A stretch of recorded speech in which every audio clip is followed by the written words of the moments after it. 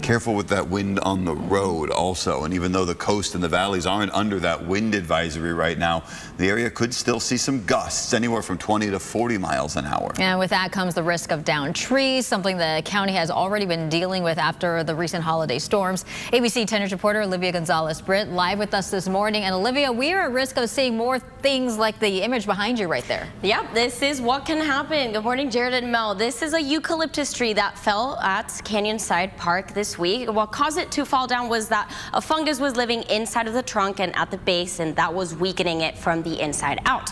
And with the strong winds back in the forecast, this is exactly the kind of situation that experts warn that can happen. Take a look at these photos. That's the eucalyptus tree. It missed cars in the parking lot and anyone on the field, so thankfully no one was hurt. But it's really a reminder of how dangerous these conditions can get. So how did these conditions worsen? Well, after weeks of heavy rain, the ground becomes saturated. Root systems lose their grip, and when strong winds pick up, trees can easily uproot or snap. Some experts compare it to the soil turning gravy-like, and we've already seen the consequences. During the Christmas Eve storm, a man was killed in City Heights after a tree branch fell on him. During that same storm, parts of a massive tree crashed into a Spring Valley family's home. We spoke with a tree service contractor who says prevention is key. Trimming or removing trees near your home can eventually reduce wind resistance, eliminate weak branches, and also help avoid damage to homes, cars, and power lines.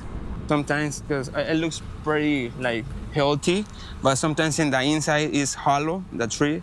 So it's hard to know until you start cutting it or trimming. If you see it like a branch going towards your house or where you park your car or stuff like that, it's better to, cut it. So moral of the story, taking care of trees now is far less expensive than dealing with potential consequences from the wind later.